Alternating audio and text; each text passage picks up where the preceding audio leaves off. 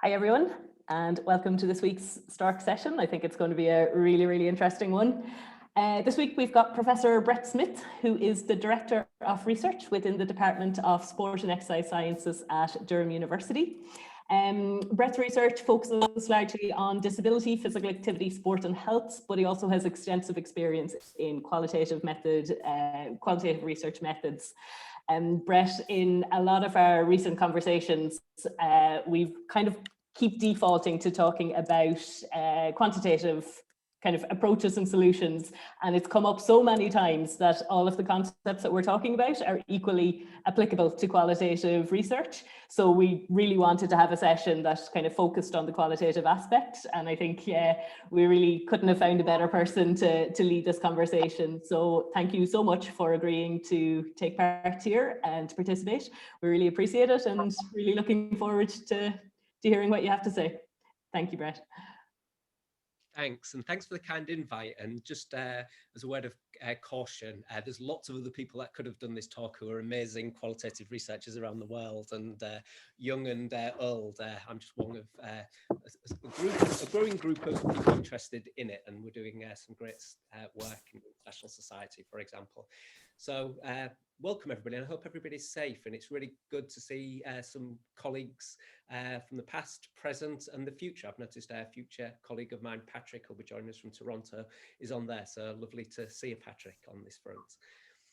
What I want to do is just spend around 20 minutes, half an hour talking around generalizability in relation to how I've understood it in terms of qualitative research. And I use the word qualitative research today in very broad terms, in broad strokes. We can talk about the nuances and differences if people wish as we progress in question and answers. But I just want to paint in broad strokes today on that. But let me go way back to when I was a relatively young man with long hair, and although my young 7-year-old still can't believe that I once had hair, but let me go way back to those days.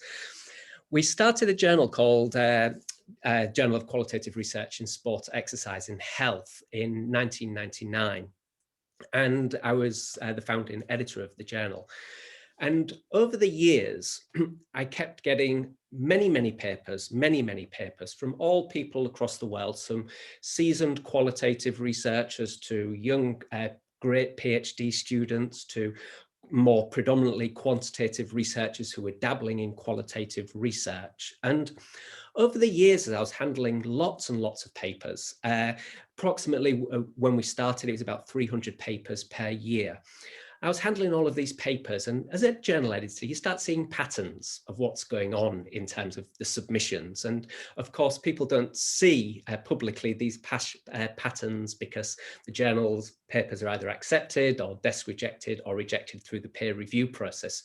So you never see all that behind the scenes approach. And one thing out of many things kept cropping up during this process of handling these papers. And that was when I flicked to the end of the paper. I used to regularly see one weakness of this qualitative paper is that it lacks generalizability, full stop. As a result, more quantitative research is needed. And time again, I saw that for the first 3 or 4 years of editing the journal. And at the time, I was also privileged to be part of the Psychology of Sport and Exercise journal and an associate editor of that. And I started seeing similar patterns from that journal, and also later on similar patterns from another journal I was also an associate editor of in terms of sport, exercise, psychology and performance, similar patterns going on there. And it got me wondering, well, what's going on here? Why are so many people presenting that? And as time progressed, I played games with the submissions. And one of my games was, let's quickly get to the end. Let's see if those two statements are there. Qualitative research lacks generalizability. As a result, let's turn to quantitative research. And I used to play this game time and time out on a weekend when I was editing. And more frequently than not, I would win the game. It was there, embedded in there. And you might be asking the question, well, why was it bothering you so much, Brett? What was ruffling your feathers here? Why were you getting a little bit annoyed and passionate with these two phrases being put out there? Well, going back to when I was a master's student, just one of my very basic classes was on how qualitative research could be generalizable. And so it was embedded within me, part of my habit, it became part of my disposition to recognize that qualitative research could be generalizable. I'd also, as part of my master's course, taken a course on psychometrics and the philosophy of statistics with a professor called Paul Klein. And he was amazing, absolutely amazing in terms of unpacking statistics and unpacking generalizability in terms of quantitative research and highlighting the issues of how representative is our sample, the ideas of is it really possible to do random sampling, and what does it mean when we don't do random sampling? And so I was getting all these ideas about generalizability from all different avenues, and we've got to say we don't privilege qualitative or quantitative. They're both equally important to do different things. So with that background, I started really questioning this idea of what's going on in the literature. Why are people saying this when qualitative research can be generalizable? And a second turning point happened. I was going for a grant and got down to the last two, and it was in front of a lot of biomedical, a few doctors in the audience on the grant panel, should I say. And at the time, there was myself, a qualitative researcher, and the other finalist, so to speak, was a person doing a randomized control trial in relation to a study on disability. And the question that was thrown at me, initial one was, your research lacks generalizability, so why should we fund it? And then I threw back, well, I'm not certain about that. Here, how I think it could be generalizable. The whole panel failed to see how I understood generalizability. It didn't progress beyond literally an hour's discussion about generalizability, and that your work can't influence policy, it's not generalizable, it have no practical relevance, so therefore we're not funding it. So for me, not only was the academic culture perpetuating this idea that qualitative research can't be generalizable, but I was also seeing the impact of those assumptions being played out within the grant body. But more importantly than that, it was a barrier to talking with policymakers. It was a potential barrier for making a difference with the communities that I've been so involved in. So I started thinking, well, what can we do about this? What can we do about this? Because it's obviously, for me, it was obviously an important topic, an important subject. So as I always do, I went back to the original literature. I read and read and read. And if anybody has read my paper that I published in Qualitative Research in Sport and Exercise in Health, if anybody goes to the footnote, and footnotes are tremendously important because lots of people do ignore them and therefore make myths and misunderstandings as a result. I highlight in there, I offer nothing new in this paper. That's important to state. I offer nothing new in there. All I did was synthesize and stand on the back of many giants on that front to bring some ideas to the table. And why did I do that? For the two reasons that I've said. I wanted to stop the perpetuation that qualitative research isn't generalizable. And I wanted to provide a foundation for qualitative researchers, a foundation for us, for our community, to be able to say to policymakers, to be able to say to sports organizations, to work with different organizations and say, yes, our work can be generalizable and therefore useful for you in these ways. So these two rationales behind it. And if I'm honest, there was also another rationale behind both of them. And that was with a sense of discomfort in academia. And I think that discomfort's continued. And the discomfort is essentially about laziness, I'll be honest, laziness in terms of academia. We're very quick to read the latest research. We're very quick to read it and then just regurgitate what somebody else has written, rather than going back to some of the original arguments, rather than questioning what's going on. There are some scholars on here that I know I do that in much better ways than I do. But for me, it was about unpicking the laziness of academia. When people see that statement, qualitative lack of generalizable, it was as though people were picking it up and quite literally putting it into their paper. It became just a bland, lazy statement without any substance behind it. So I wanted to change that.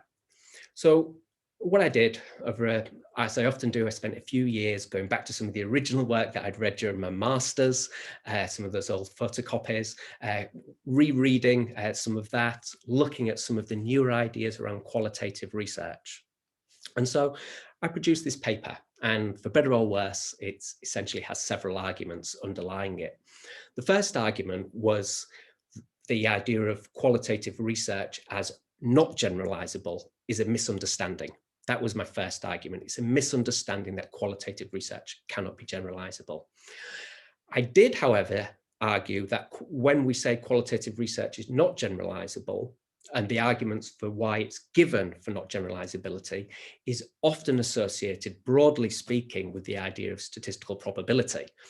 What we've done is we've transported that form of generalizability, placed it onto qualitative research, and as a result, qualitative research cannot be generalizable in those terms, but nor should it.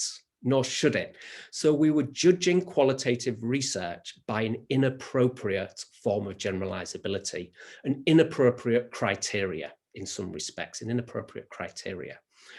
So I argued in that paper that we shouldn't judge qualitative research by this idea of statistical probability by and large, and that qualitative research has different assumptions. And whether you're a critical realist, a social constructionist, a pragmatist, we all share some similar assumptions. There's a general belief that knowledge is socially constructed.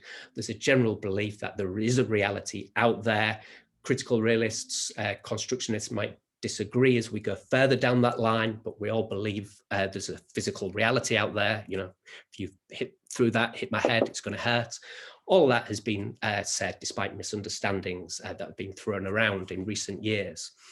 So with that as a starting point, with some sense of coherence at the beginning, now, as I said, I'm painting with broad strokes here, I went on to argue that if qualitative research can be generalizable, and if we want to talk about generalizability in our own terms, to fit with our own logic, to fit with our own assumptions, and to fit with our own ideas about sampling, in that qualitative research is largely about looking at small numbers, of course. And when I mean small numbers, I mean anything from 1 maybe up to about 50 or 60. We do have large scale qualitative studies, but going really in depth, some rich qualitative research. So we're dealing with small numbers. So we're not interested in, trying to randomize and trying to transport into a representative sample, etc. on that front. So that was the starting point. So with the idea that qualitative research should not be judged by statistical probability, but could be potentially generalizable, the next question emerged was, well, if qualitative research might be generalizable, how could it be generalizable?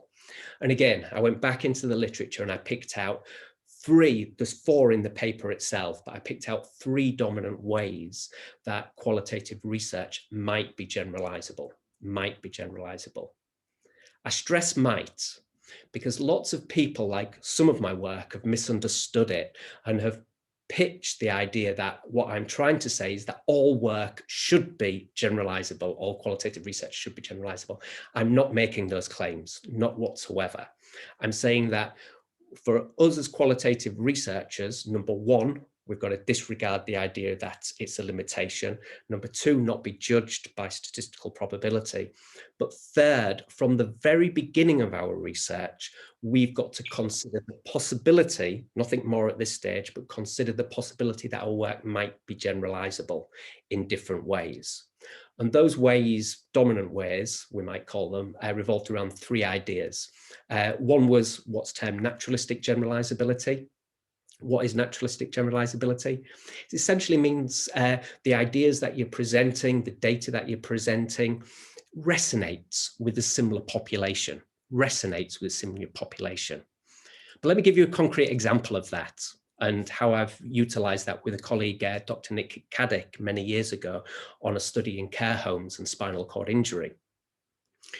We'd done a study where we'd interviewed 20 people, 20 young men who had broken their necks went through rehabilitation, and as often happens in the UK, ended up in a care home. So these are 18, 19, 22-year-old young men who have suddenly broken their necks due to the NHS system. 3 months later, they've been thrown out into society.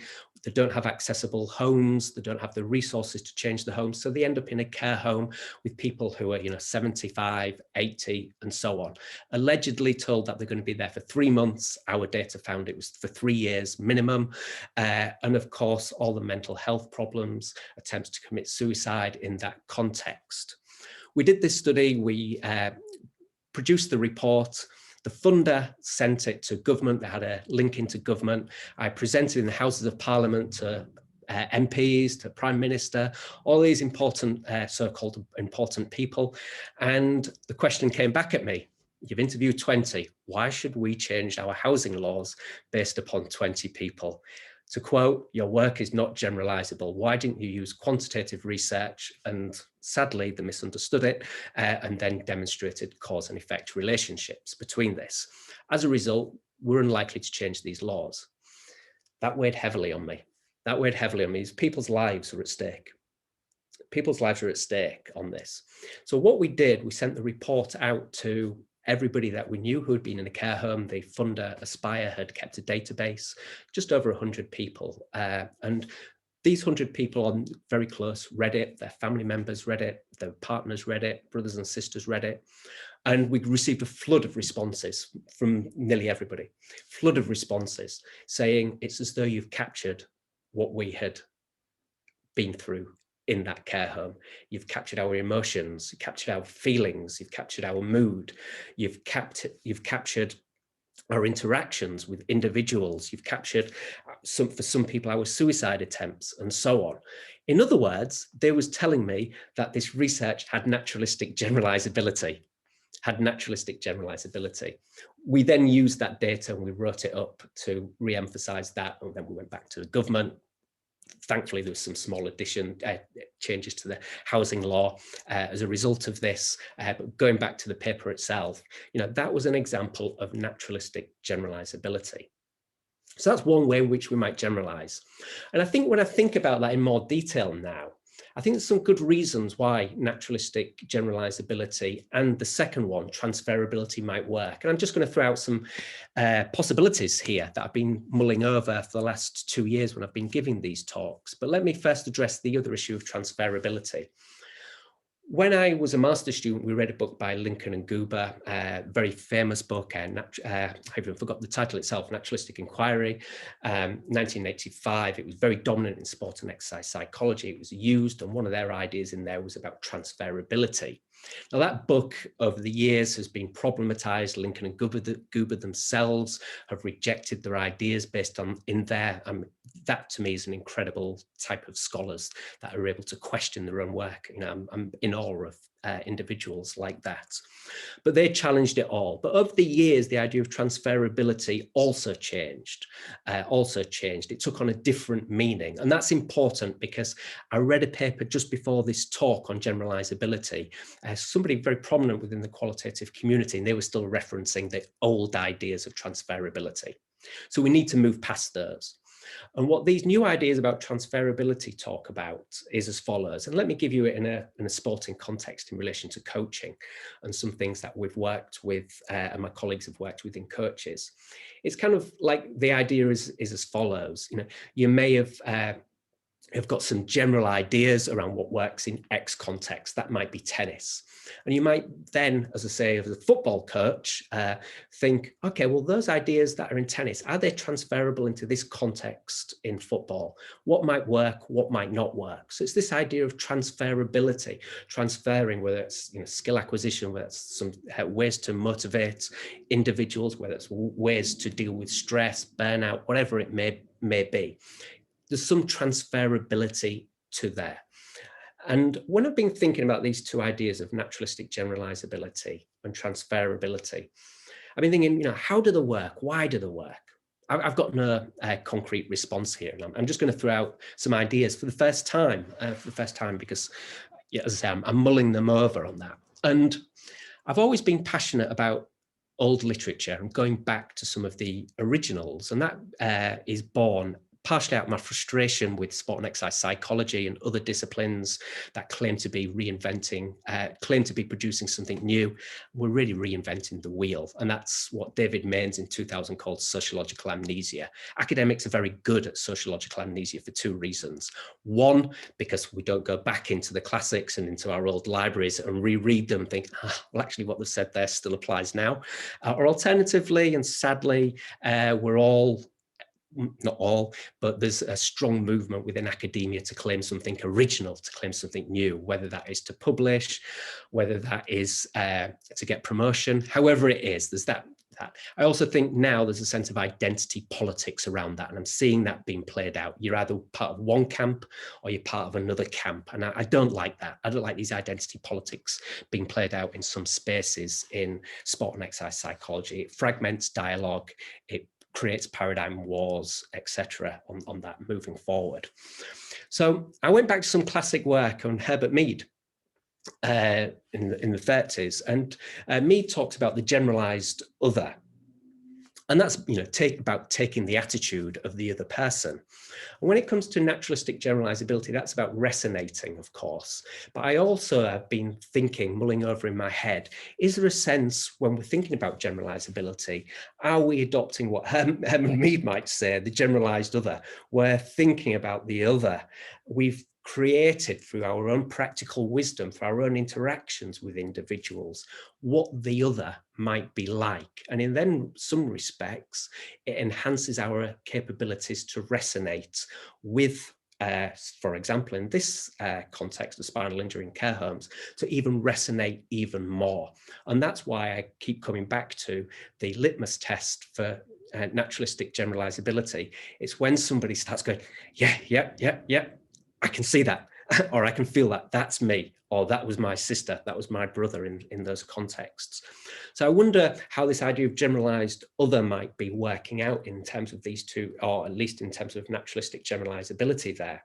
But I also wonder, as another layer, of why these types of generalizations may be occurring within these contexts. And I come back to my own work on narrative, which is borrowed on some classic narratologists' work, and most notably a sociologist, Arthur Frank, from many years ago.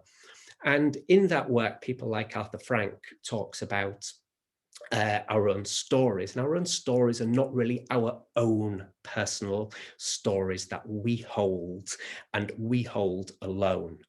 What he argues is that there are a set of narrative types, there are a set of narrative structures. I often term it when I'm speaking to my students, it's like a scaffolding. There are these narratives embedded within culture. And we as individuals draw upon those narrative types to make sense of our own experience and to understand our lives. And of course, narrative types are limited. We don't have a finite amount of narrative types. And as a result, we're able to, again, resonate with some of those narrative types because they're so finite. And we can see them and they're there in culture. And the example I always gave goes back to the work of Arthur Frank as well, and originally in Cancer, where he talks about the restitution narrative, which is essentially yesterday I was ill, today I've got cancer.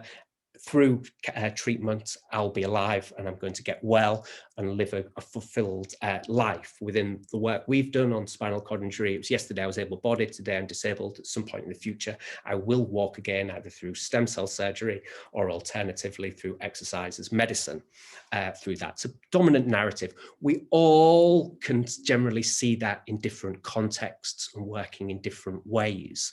So again, that's got me thinking about why these ideas of generalizability might have some conceptual value, I think, as well. And I think the other one is about practical wisdom. And this comes back from, a lot of, well, it's Aristotle in relation to this. And I think as human beings, as we grow and get older through the life course, we witness lots of different things. And again, as part of that witnessing, we develop what, Pierre Bourdieu might have, did say a habitus. But I think as part of that habitus, to borrow from Frank again, we build a narrative habitus where we have a disposition for certain stories. And when we locate that as well and bring in the idea of practical wisdom, we have these ideas of narrative habitus and practical wisdom coming on board. And again, we're able to resonate, we're able to take on board the other, the generalized other in these contexts and say, yeah, okay, I can see what's going on there. That makes sense to me. That makes sense to me in relation to a more distant form, I want to stress, a more distant form of naturalistic generalizability here. And there's a really cool paper that has started in some respects to take some of these ideas forward, it seems. I just found one, and we've got to give credit to where credit's due here. And they talk about this in terms of what's called communication generalizability. And it's a really nice paper that I've tried to advance some of these ideas. So I'll reference that off for those people that are interested. But I think some of these ideas are interesting for me in terms of why might these generalizabilities work. Then the third type of generalizability, and the one I want to start closing on, is what we might call theoretical and analytical generalizability. And those are important. Those are important. I think for too long, qualitative researchers, and maybe in general across our disciplines, and I talk more about sport and exercise psychology here, and certainly sports sociology, we've been very good, and particularly in terms of qualitative research, of producing our own individual papers and not building on the back of others. We did the literature review, but rarely do we, and many people do bad literature reviews, I've witnessed as well, despite Google Scholar and despite some time in our hands. But irrespective of that, what I'm trying to say is in relation to that, we lose what's gone in the past. We lose people's analytical ideas. We lose people's theories that they may have been developing either in quantitative research or through, for example, grounded theory. Which version, it's not relevant for this discussion, whether it's constructivist, Glasserian and Strauss, or a Strausserian one. The point is that these grounded theories were meant to produce a theory. And then we see that work just filter out and never be read again or never be picked up again apart from a literature review. And I felt disappointed with that. I felt disappointed with the quest for novelness, with the quest for originality that was so pushed for, rather than picking up some people's past work and saying, actually, my work, analytically, theoretically, is similar. It resonates in many respects. I see it. And I believe we should be more humble moving forward of building that work into it, of saying, yes, that work resonates, that work could be seen in this data, those ideas, conceptual, theoretical, analytical ideas, we're witnessing in here. And I think that's important because for too long, at least in the world of qualitative research in sport and exercise psychology, I'll come back to sociology in a moment, for too long in that, we have our individual papers, but they don't build up. Now, we might talk about metasyntheses, metaethnography at a later date in terms of how that might work in terms of generalizability. But for now, I've been frustrated with that. So I'm keen for us to start thinking about analytical generalizability, about how analytical ideas can be utilized and witnessed within different data and saying, yeah, there's some ideas working in there. Sociologists have done that for years. Sociologists have done that for years, but I often think through fashion. We go back to when I first started, it was Foucault, everyone had to be Foucauldian. Now everyone's got to be Deleuzian and new materialism. There's not much new about new materialism anyway, but everyone's got to be, a Deleuzian now. And you see that embedded within the journals. So it becomes fashionable. But again, you do see these analytical ideas being played out more frequently in terms of how we might start thinking about generalizability there, but without naming it as such. So I think there are these three ideas about generalizability, and the reason why I think these are also important, not just to stop the laziness of research, to push us to think more about how our work might be generalizable in different ways, so we can influence policy, practice, and so on in different ways. But I also think we need to have them up front from the very beginning. Why? Because as my lesson I learned from the the care home project and the spinal injury project was, if I'd contemplated that from the very beginning, I would not have had to wait over a year before all of these results came in. I could have built it in from the very beginning in the research design. So one of my requests, so to speak, is one of my polite requests is for people to consider from the very beginning of their work, rather than having the lazy assumption that qualitative research cannot be generalizable, to start off with the idea that it is possibly generalizable. And then if so, how might be the case? Whilst equally not saying and adopting some universal approach that all qualitative should be generalizable, because I think as well that would miss some of the beauty of what qualitative research can do and can become moving forward in terms of unanticipated ideas, challenging and so on. So I think we have a lot to go. I certainly don't have all the answers, and I certainly think we need much more thinking moving forward about how these ideas might apply in practice. I think that's what I'm more interested in moving forward, as well as asking the why question. Why might these ideas work? And thirdly, I also think, having done these types of talks, and I did a talk recently to our Research Methods Centre here in Durham, which is predominantly all quantitative researchers. They were also, and I know there's some brilliant ones on this talk now, they were also saying we also have many misunderstandings about generalizability in our domain as well, and how many times do we perpetuate these with students, and as a result, how many times do they then perpetuate them in their own research, and as a result we're doing, in all honesty, impoverished research, or work that we could do much better on.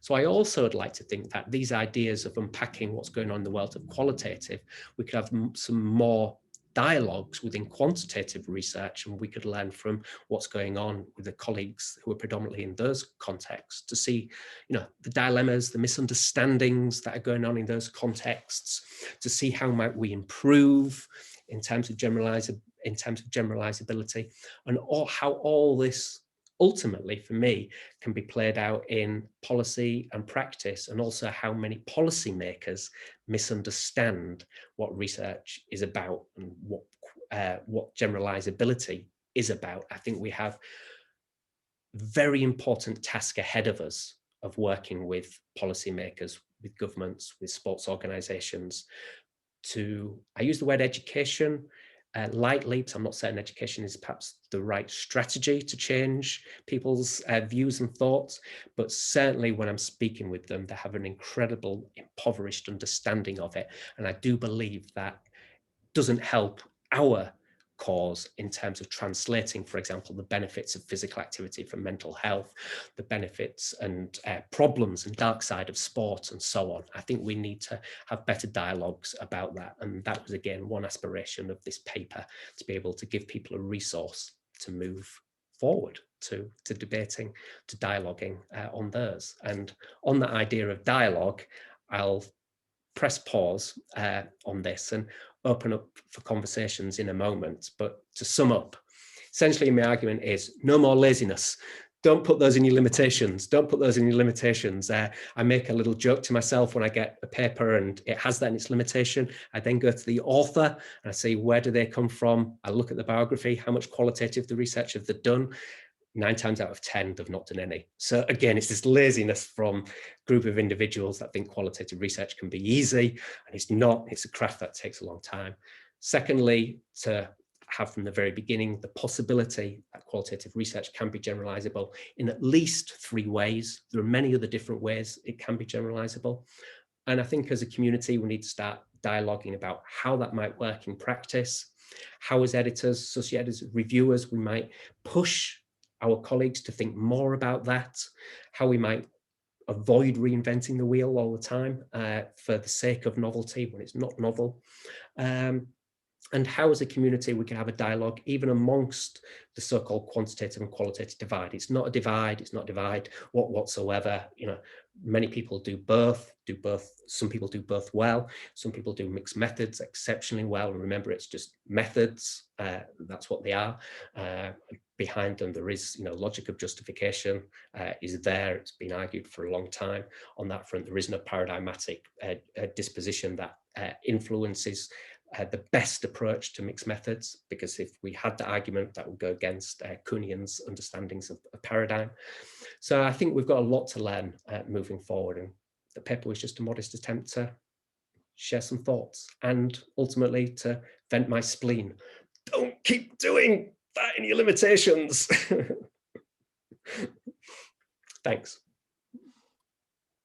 Brett, thank you so much. That is absolutely fascinating. I have so many scribbles here. I have a feeling I'll be doing nothing for the rest of the day, bar look up certain things and mull over this.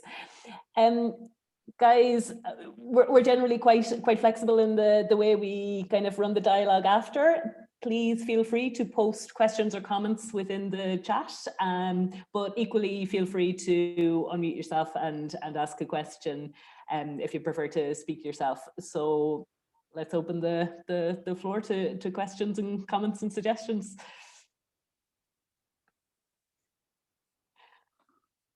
I think if it's okay, can I start with one? But Brett, I apologize in advance that I am have very little qualitative experience, and I may perhaps be not might not be the best question. But anyway, you kind of finished there by asking about, by suggesting that people start out by differentiating, is this generalizable or not, and then moving on with a justification.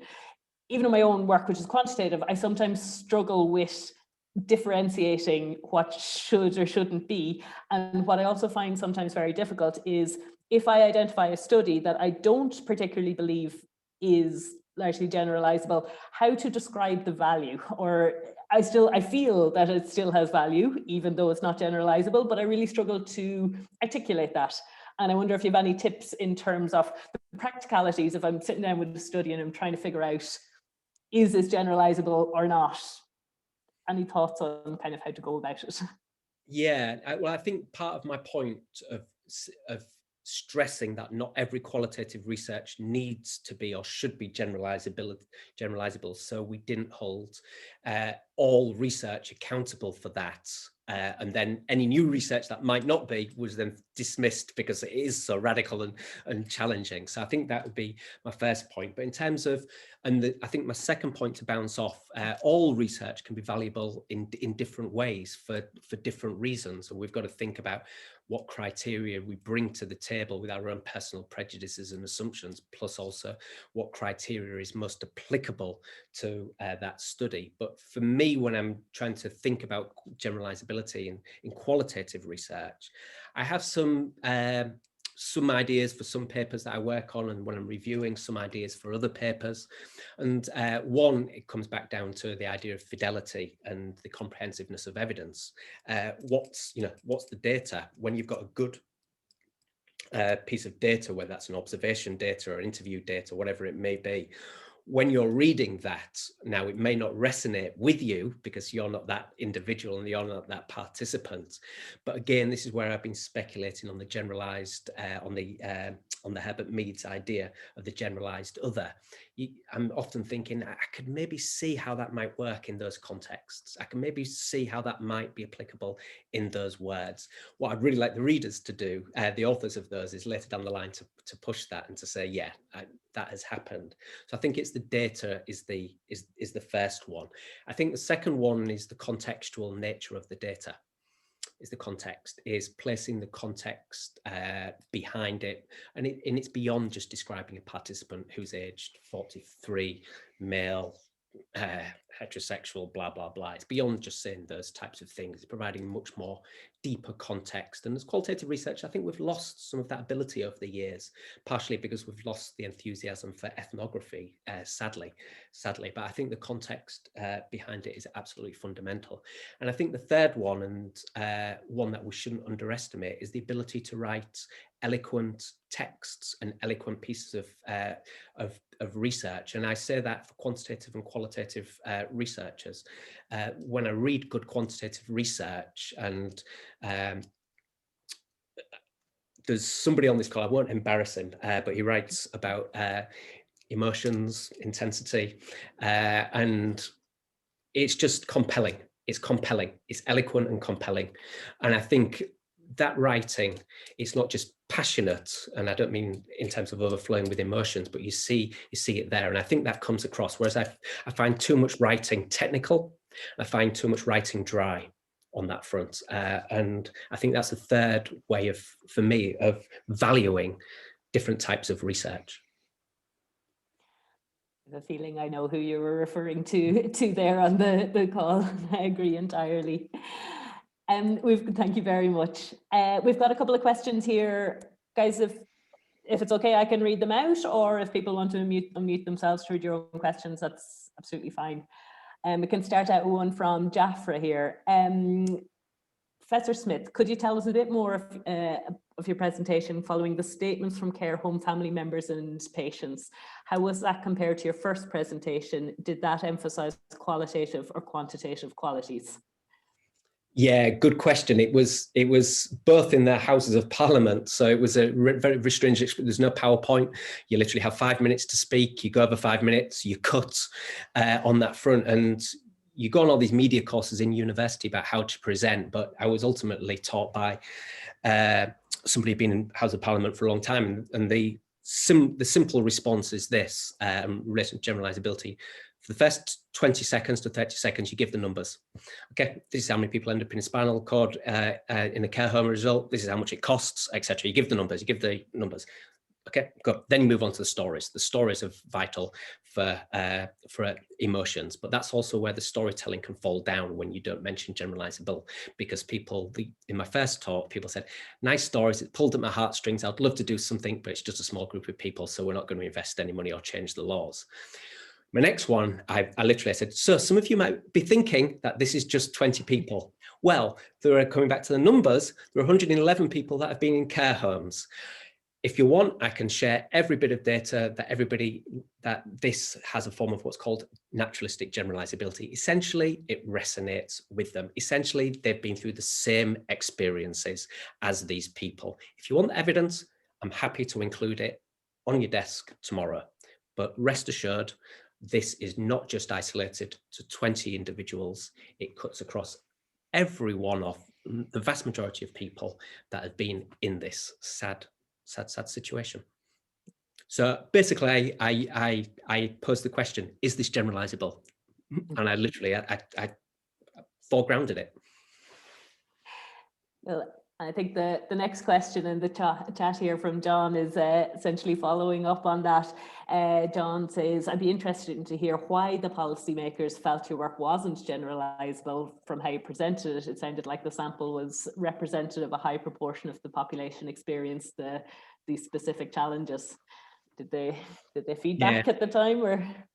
No, that's a very good question, and I could answer that with some more confidence now. I've done a lot of work with Public Health England over the last 4 or 5 years, and the chief medical officers as well. And I know I'm going to get asked this question when I'm sat in front of them tomorrow about all of this. The long and short answer is that they have misunderstandings as well about science, and they have misunderstandings. I'm not saying chief medical officers in this context, but they will have about qualitative research. But certainly, policymakers have misunderstandings about science, and I don't think we do ourselves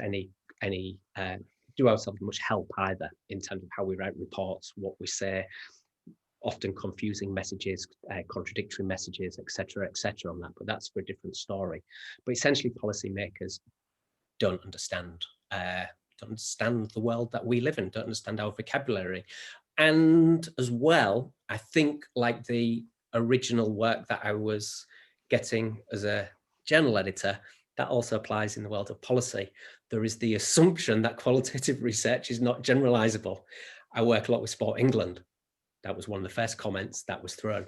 We're going to commission some qualitative research, but we know it's not generalizable. Well, excuse me. Do you know? Yeah. Now, and I think that's where we've got to start working more closely with them and saying, yes, this work can be generalizable, and pushing it in our reports. So the report we've just submitted to the chief medical officers has it in there. It's embedded in there. Yeah, but they just don't know, long and short of it. Yeah, it's that whole research translation aspect is so difficult in when people have kind of distinct trainings and distinct skill sets. Bridging that gap, it can be certainly challenging. And I hate to say as well, I think we've got to be brutally honest about this. Your report may be convincing, your report may be generalizable, but unless you've got a foot in the door and they know you, they're less likely to take it seriously. I've certainly found that working with Public Health England for the last 4 or 5 years. They didn't take me seriously at the beginning. And now, for lots of different reasons, they perhaps take me a little bit too seriously. And so I would actually suggest that they would look at my work in higher terms, simply because of my experiences and longevity with them. So I also think it's about building up rapport and trust with these individuals as well, in that they don't necessarily distrust, or they don't necessarily trust your work, but they equally have a sense of distrust about it. So there's a sense of relationship building with policymakers to as part of that knowledge translation. It's a hugely important point. Brett, we've got another question from Jafra here. Could you explain how your qualitative research was extended to social action or policy informed by your data, i.e. specific courses of action? I'm curious how such results have been translated to complementary specific policy guidelines or pilot work. For example, what specific solutions did patients and family members from care homes advise? Yeah, really good question. And what we ended up doing was lots of different recommendations that actually turned into action. Let me just highlight a few. One of them was around insurance. If you break your neck, you need a lot of money, and mostly when you break your neck, you don't have insurance, but lots of ways of going around that when you know a good lawyer. So what we did with Aspire, they set up their own company and paid for a full-time or part-time lawyer to be able to start dealing with this, so people could have the financial resources to maybe adapt their houses.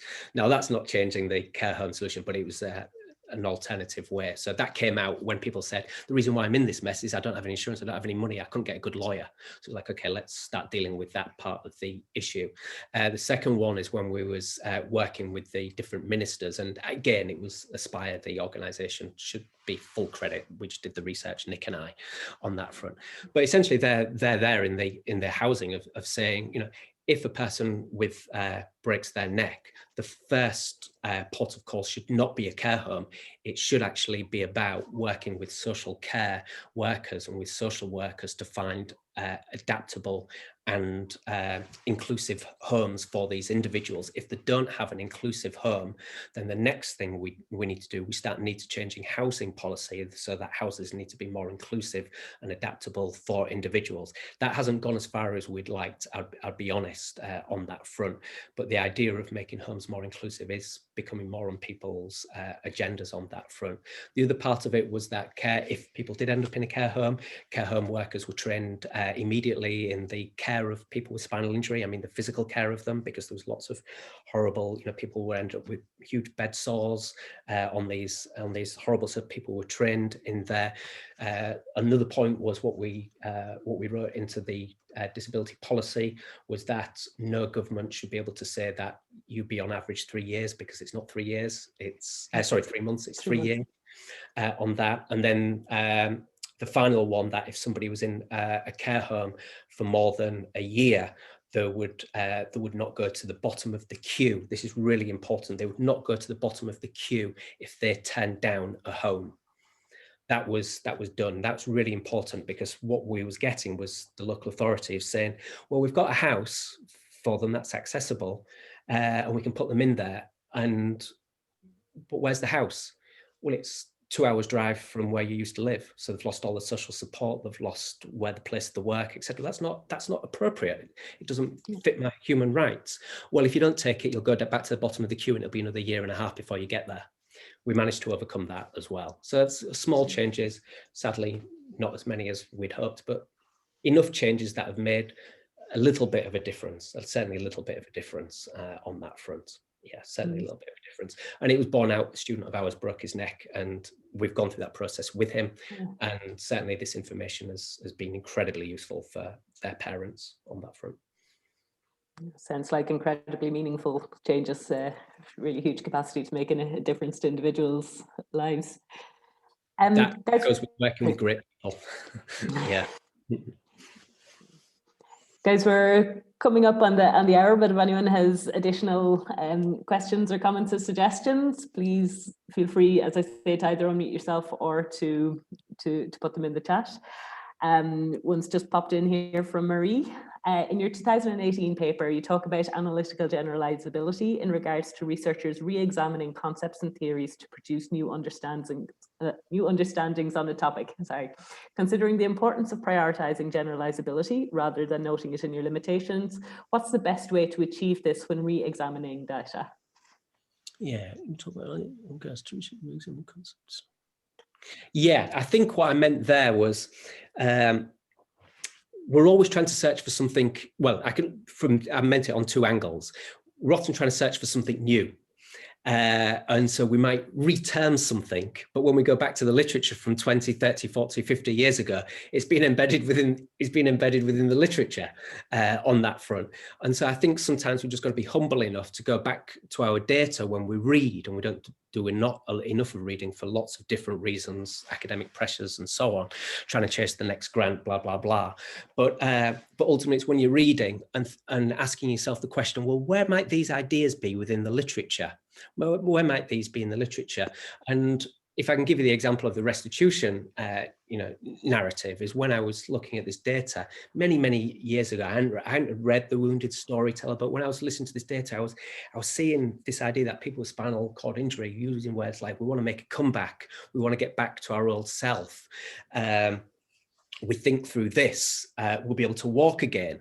And so I just went to Google Scholar, and I put in went to the library, and remember those good old days of actually picking a journal out of the library, and just read and read books, and then I found it, and it became a Bible, and it's like, okay. So then I started re-examining my data, not in a deductive way, so to speak, but started re-examining my data through there, and I was just, it's a restitution narrative. I don't need to, and that was generalized. That's certainly generalizable in vast majority of my data. And I can go in a spinal injury unit now, and I can pretty much say that person is a restitution narrative, that person's a chaos, that person's a quest, from speaking with them for a period of time. And those ideas still resonate. But the other idea as well is, too often we go to qualitative research with a set of predisposed ideas, and we apply them in a very rigid deductive way.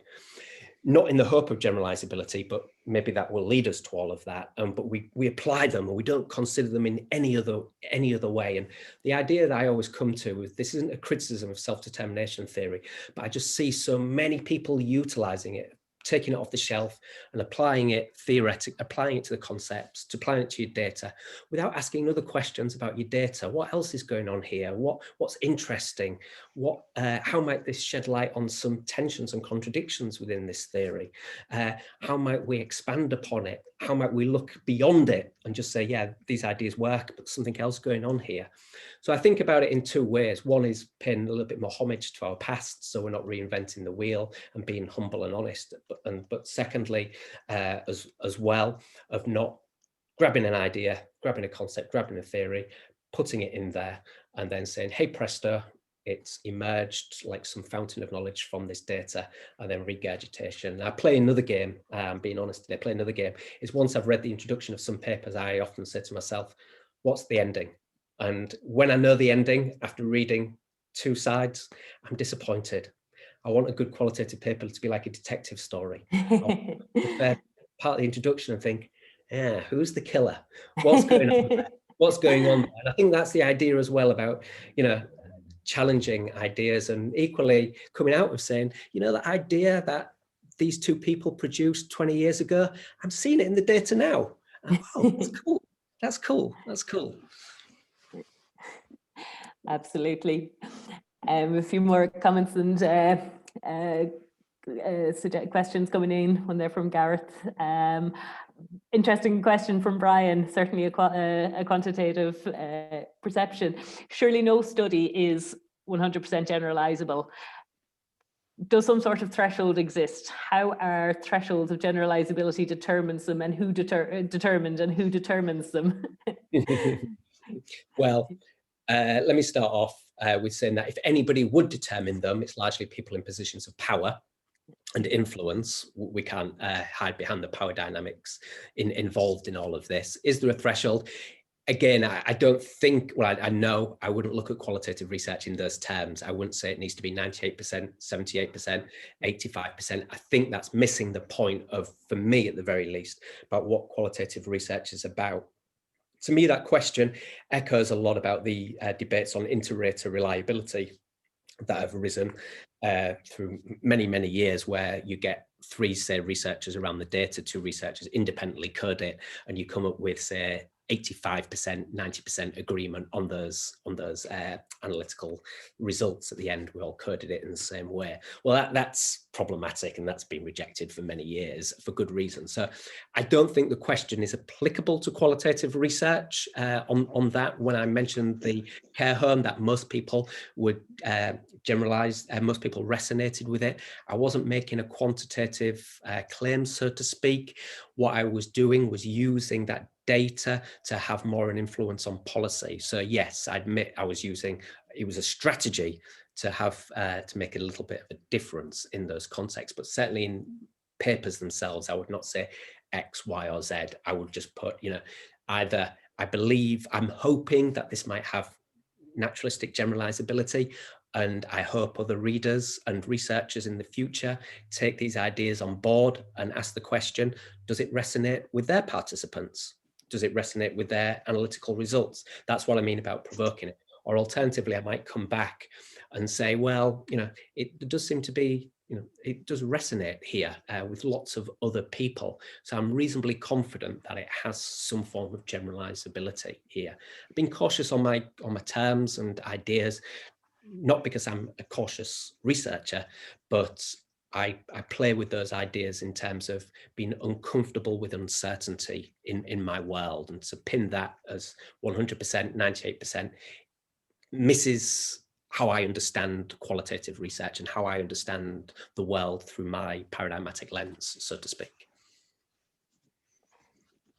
We've got a question here from Patricia, but Patricia, I believe you can unmute yourself. She's going to ask herself rather than supposed. Thanks very much, Emer, and thank you, Brett, for a really great talk. I'm just curious, I'm also thinking about your other paper with Kerry in relation to, you know, judging quality. And I'm curious, you know, there's this section where you talk about how your paper with Nick, you went back and kind of trying to develop the evidence for that naturalistic generalizability. And you kind of start to touch on this idea, well, what if you don't find that it does resonate? And I'm also thinking with that in mind in terms of member reflections and how you reflected on that and the challenges and the power in that.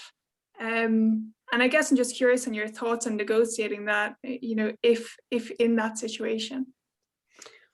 Yeah, I mean, that's actually a really good question and a scary question on that front. I don't think there was member reflections. I mean, we did do member reflections in there. We talked about our data with the participants we'd interviewed, but it was the people outside of the interviews themselves, the 100 odd people that had also been in the care home there. In all honesty, I was pleasantly surprised when everyone said, oh, you've literally captured my experiences in this report during this time. So I was thankful that it did resonate. I think we have an ethical and moral obligation to say if it didn't resonate, it didn't resonate. We have to be, we're researchers, and we have to hold ourselves up to high and honest standards on that front. And if we believe it hasn't resonated, because lots of people hasn't, we've got to ask some questions. Is it generalizable? and also maybe ask questions about our own analytical interpretations of the data as well on that front. So I think we're going to ask some deeper questions, but your question is the type of questions we need moving forward to unpack all of these important dilemmas and important questions that we will be asked in the future. And when a policymaker says, well, actually, it doesn't resonate with my people in my constituency, how might we respond?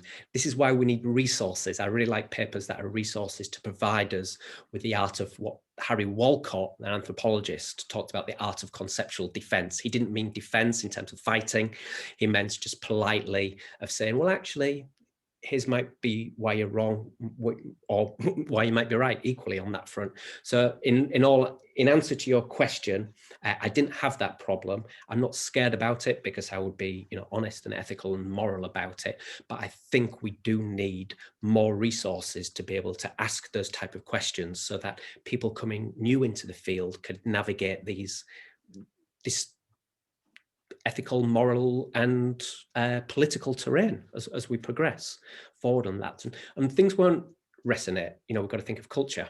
And I don't think, just within the UK, but cross-culturally in how things operate. There's lots of differences, We might actually, that's actually a good point, because you might actually start thinking about it differently, about how, when it doesn't resonate, what could we learn from that in terms of differences and variability? That could be an interesting angle. Differences in variability. Why doesn't it resonate? Changing it around, but rather than criticizing that piece of work for criticizing sake, ask different questions. Yeah, ask different questions. Why isn't it? Could be flawed. Fine, we could ask that. But why else? Why else? But I think that would be a nice paper to write. I won't write it because you've thrown it out there, so I'll look forward to doing it at some point. Trish, we'll all look forward to reading the paper. I think that's so relevant in so many quantitative and qualitative. Sometimes you get, okay, the study didn't work. Is that because it didn't work, or is that because of boundary conditions? Is that because of something in the situation, the design, the setting? And that particular day, I think we're maybe a bit too quick to write off yes or no, it worked or didn't. It's certainly a really relevant. I'll leave this Tricia side from psychology is also about the problems as psychologists in terms of the so-called replication crisis. There's lots of things that go on about that, but one, of course, we may have a crisis, we may not. That's up for debate. But one, of course, it's embedded in all of this is, where do we see psychology as a science, or is it science? What do we think of it? Because for far too long, I believe we've had penis envy. We've wanted to be physicists and so on, and different ways of doing psychology, different ways of doing it. But I think we should just be a little bit more honest about what type of psychology we're doing sometimes in relation to that. And is the replication an issue for us? I think sometimes it is, and it needs to be. But I think to house it as a crisis, I think I'm coming to the conclusion I'm a little bit uncomfortable with that. I think I'd a lot more debate within my discipline, at the very least. I know in mainstream psychology there has been a lot of debate about that, but I'd like to see much more about that. I like the ethnomethodology question. What's at stake here? What's at stake? What's at stake? Brett, another question has popped in, but I'm conscious of your time. Are you okay to take another question? Or? Yep, I've got to pick my little boy up at 5:25, and that's it. Okay. So maybe if it's okay with you, we go for this last one from Ben. If Arthur Frank wrote about different narratives, who can we read about different narratives in different cultures? Or did Frank have a go himself? No, Frank didn't, and sadly he's retired. He wrote a book chapter recently, which again is quality on narrative care, how narratives take care of people in different settings. It's fantastic. Different narratives. Who can read about different narratives in different cultures? No, I don't really have a response to that, actually. Don't have a response. I think partially is because I've not read a lot of narrative research for 2 years. My academic career, I spent about 3 years on one topic, and I read for 3 or 4 years around it, and then I produce one paper, and then I don't move.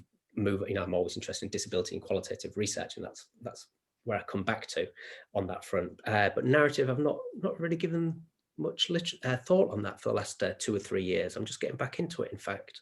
That's a good question, Ben. I'd like to ponder that in the future, unless you've got any responses that could help the audience out here.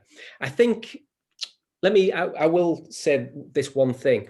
I think, like all research, it goes in trends, and narrative was very much a flavour in, I wouldn't say we had a narrative turn in the 1990s, but there's a lot of narrative research going forward, including in sport and exercise psychology and sociology. I don't see much of it now. I don't see much narrative work being done. I think partially the reason why is because of Brown and Clark's thematic analysis, reflexive thematic analysis. And that's become the dominant way of doing research. And of course, it's a method and it's not bounded to a particular epistemology and ontology is the correct, but it appears to be often the case. So I actually think we've lost a lot of the analytical skills. That's no criticism to Brown and Clark. I know them well. They're great individuals, and they're in part horrified by the continual uptake of it. But we've seemed to become a discipline where that is all we do. And I think as a result, at least in sport and exercise psychology and qualitative work, we've not got back down to, for example, looking at interpretive phenomenological analysis, looking at narrative research, doing more grounded theory work, doing ethnography. I think it's the absence of these, Ben, that for me, that has meant I don't see much of this work, at least in the literature that I handle as an associate editor. It's rare that I get a narrative study now. It's rare. Yeah. Oh, how disappointing. How disappointing. Yeah, how disappointing on that. But I'll be keen to know what your thoughts are. And I think part of the problem is we have an obsession with English. We have an obsession of writing in English all the time. And I'm sure there'll be brilliant studies written in Japanese, written in Spanish, written in Portuguese, etc. But we have such a tendency to write in English. And my colleague Javier Montfort has produced a wonderful chapter on how problematic that can be for us as an academic discipline as well,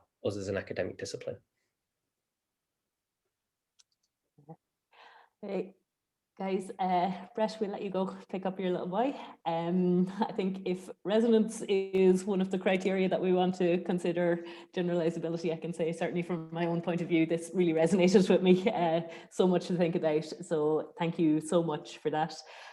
Guys, thanks everyone for coming along. Before we leave, just a reminder that we're continuing with sports psychology based discussions tomorrow with an open meeting about publishing an open access textbook with Zach, Leighton and Aaron. So anyone who's available for that, please come along. The link is on Twitter. And Brett, once again, thank you so much for taking the time. That was really, really interesting. Thanks for the kind invite. Thanks for everybody engaging with me. Some great questions, and I won't steal anybody's, rest assured on that. I will follow up with me, and I'm happy to chat. And well done on the open access book. It's amazing. If you've not read it, download it and get it. I won't say it's the future, but there's something to be said for that. So congratulations to the editors of that as well, which I can see have been on this course. So amazing. Thanks, everyone. Thanks, everybody.